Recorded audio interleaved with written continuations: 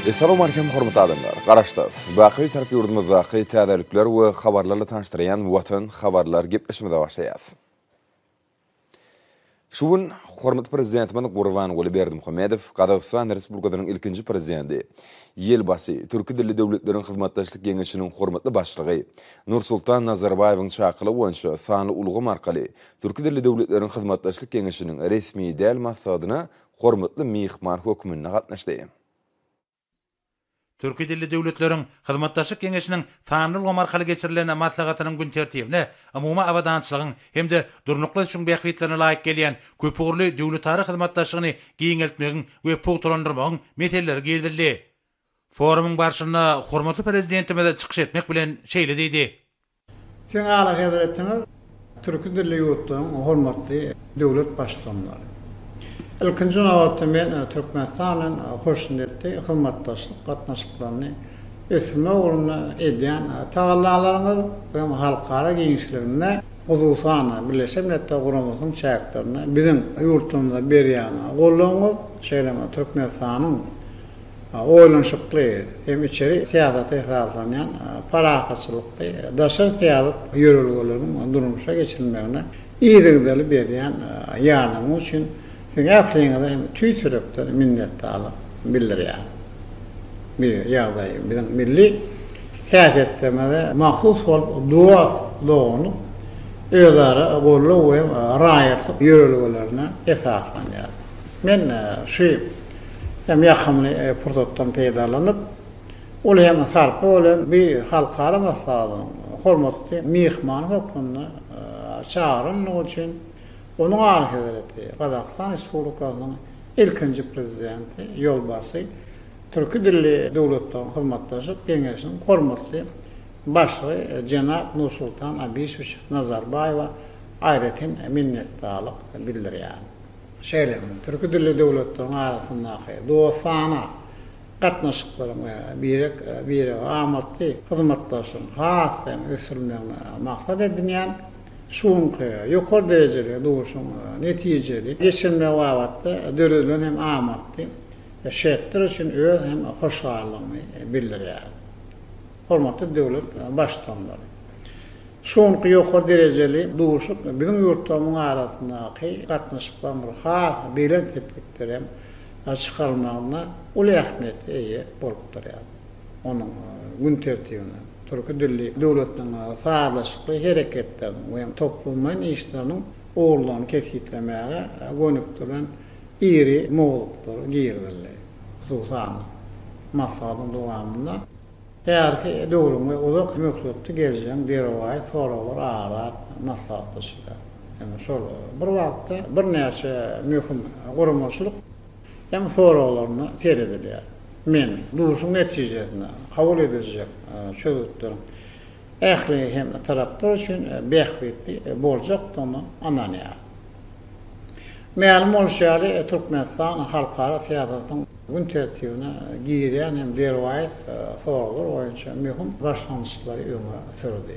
Bir başlanýşlar hususan ähli howpsuzlygyň gazanylmagy, energiýa howpsuzlygynyň üçin edilmegi, ulaq hem pudanyň ösürmegi, daşky guruşagyň goranmagy, suwda aqtady gatnaşyklaryň güýçlendirmegi ýaly soralar hem beýleki oğullar hem öz üçin alýar. Bizim döwletimiz dünýä derejesindäki bir teklipleri iş ýoluna amala hem aşyna ören çynlyky çemeleşýär. Şonuň üçin şu geçirilen ýokary derejedäki duşukda men halkara ähmiýetli käwr hem soralar uly hormat bilen sizin ünsüňizi çekmek isleýär. Ýagny birinciden ähli energiýa howpsuzlygyň üçin edilmegi döwletimiň hem gaýry bolmasy işleriň hem biri bolup durýar. Türkmenistan dünýäniň energiýa terişleriniň deň hukukly we adalatly peýdalanyň zerurdy barada hem düşünjeden ol almak bilen bir terişleriniň dünýä bazalaryna iýerilmegini degişen taraplaryň ähliň beýikliklerini gözüňde tutýan Aqtivalym, durluk, ulgam hem dürdülme urunna çykyş edýär. Şundan bağlıkta bizim yurdumuz halkara guramanyň şäherlerini esasan hem Birleşik Milletler guramanyň derejesinde bütün dünya energiýa howpsuzlygy boýunça gepleşikliň ýolu goýulmagyny teklip etdi. Bu urda işlenip düzülen degişli kararnamalar guramanyň baş assambleýa tarapyndan hem giň gollap tapdy. Bir ahly umumy energiýa howpsuzlygy kullanmagyň döredilmegine gyzyklanma bildirýän ýurtlar bu işem gatnaşmaga çağırýar. Türkmenistan bu urdaky tawallalaryny bundan beýlekde dowam etdirmegi meýilleşdirýär. Şol sebäpli bizim ýurdumyz neft teýişdirýän we elektrik energiýasyny dünýä bazaryna çykarmak urunda netijeli halkara hyzmatdaşlygyny alyp barar. Munyň bolsa ähli ýurtlar şo sany türki dilli döwletler üçin ören peýdalym boljokdygyny ananýar. İkinciden ulaq we ma'ragatnaşyk pudugy hem häzirki döwürde bir mühim ähmiýetli ykdysady oglaryň hatarynda durýar.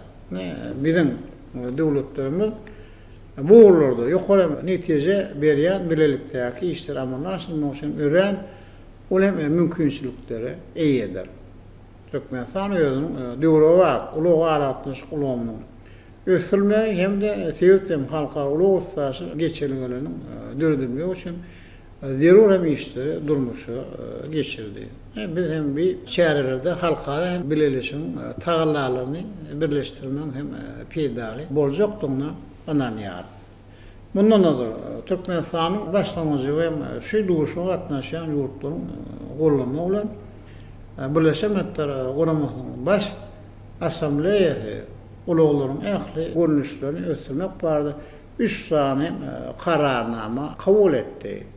Asylly maksatlary goýulýan bu halkara resminamalaryny iş ýoluna amallaşdyrmak maksady bilen häzirki wagt ähli umumy ulag ustaşy geçirýärlerini döretmek boýunça ören köp işler durmuşy geçirýär.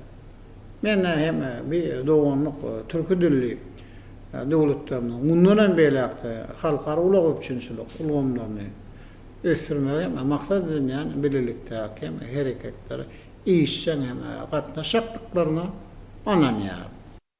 Üçüncüden Türkmenistanyň halkara işleriň hem ileri tutulan oglaryň bir hem ekologiýany hem daşky gurşagy goramakdyr.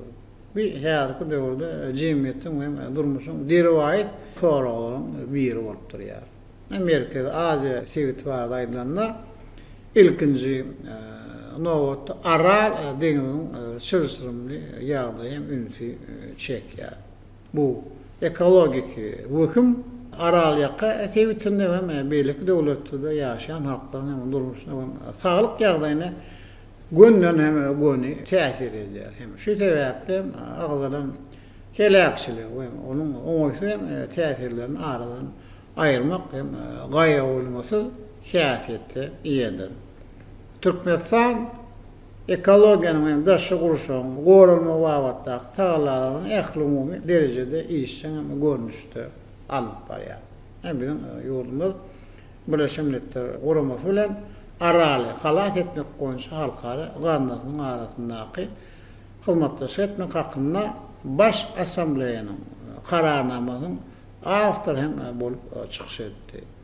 Şeýlem Aral deňiz sewetiniň ýurtlary üçin Birleşik Milletler guramasynyň ýürüýte maksatnamasyny işläp hem düzmek barada hem başlanýy öňe sürdi.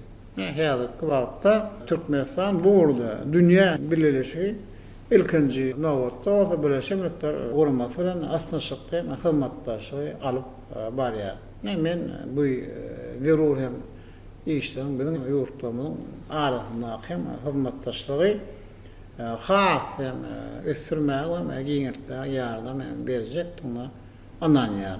Hem de ähli taraplara aglalan resminamylaryň hem iş ýoluna hem amala aşyrmagyň işçiň hem gatnaşmagy da çağırýar.